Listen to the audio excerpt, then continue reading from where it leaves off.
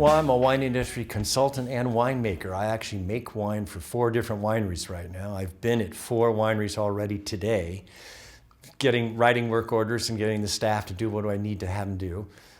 So I help people get into the wine business. So here in Napa Valley, there's probably 25 to 30 different brands and wineries that I've started. Every brand doesn't necessarily have a winery, but I've helped a lot of people over the years get into the wine business.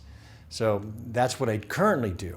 But I'm 4th generation in the California wine and grape business. And I started my first winery up in Amador County, Montevina, in the basement of our house in 1973. And made wine up there for 13 years and just loved it. And then the family broke the business up. And after that, I started Corbett Canyon Vineyards down in San Luis Obispo.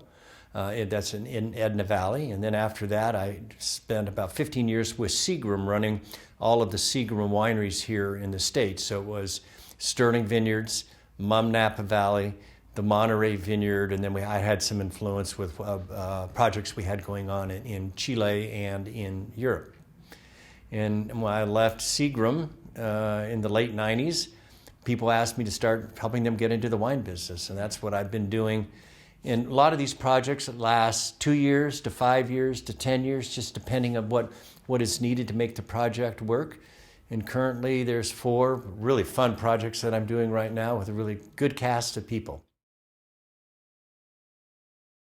Well, the people really listen to what you have to say, or what I have to say, so that I get them on the right path. You know, I help people get into business, not because I want them to get into the business. They want to get into the business. And so I steer them to the either right help, to the right comments, to the right thing, the right people to design the label, but maybe they don't like that designer and they want something else. But I try to steer them into a situation where they get a brand that they're really proud of. So I had originally studied architecture, although didn't graduate, from USC.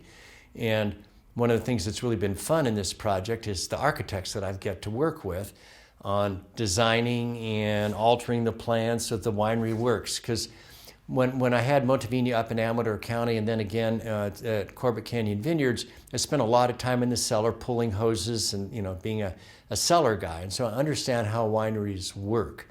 And so it's when you design a new winery, I'm thinking about, you got to pull hose around the corner, or I need the sink over here, or all the drain in the floor there, I need power over there. So all the things that make it work from a wine production point of view. Right. This last year was my 50th harvest. Wow, congratulations. Yes, I started when I was 2. Right? No, I experienced that all when I had Montevina up in Amador County. And, not that I have never thought about doing it again, but once I got into the world of helping larger companies steer their organizations into the right thing in the wine business, I spent 25 years really enjoying in the corporate world of getting the vineyards planted, writing the business plans to expand growth, getting new label designs, putting crews together to get the work done. So it's vineyards and wineries. And then I spent a lot of time on the road helping the sales and marketing people sell wine. Oh, I'm behind the curtain. I mean, a lot of the brands that people want me to help them with, I don't want them to point at me. The brand doesn't equal me. The brand equals the person or the family or the son or daughter that's going to take over. And they're the ones that I want to help get into the business. I've done mine and I know how to do it. And I want to help people become shining stars in the wine business and have them enjoy it, because it's much more believable than you have your consultant who's helping set it up than having a family member that's proud of the brand that they've created. Oh, probably the most fun of it is that it's one big cycle every year. So here we are in the middle of February, and even though it's nice and warm outside, the vines are all dormant and we're pruning the grapevines. We're putting together blends right now in the winery. We're racking the new wines. We're blending the 2018 reds. We're getting ready to bottle the 2019 whites over the next 4 or 5 months. We're watching the wines grow, such as I did a Cabernet tasting today of some 2018 Sonoma Cabernet from one of my clients, Bricoleur. And I've known that the wine was going to pop at some point. The last time I tasted it just after harvest, it was hiding behind its shell.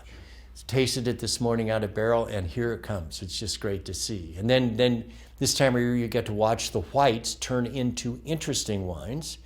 We're still stirring the lees and the whites. In Pinot Noir, I love making Pinot Noir. And Pinot Noir is now starting to really show its style.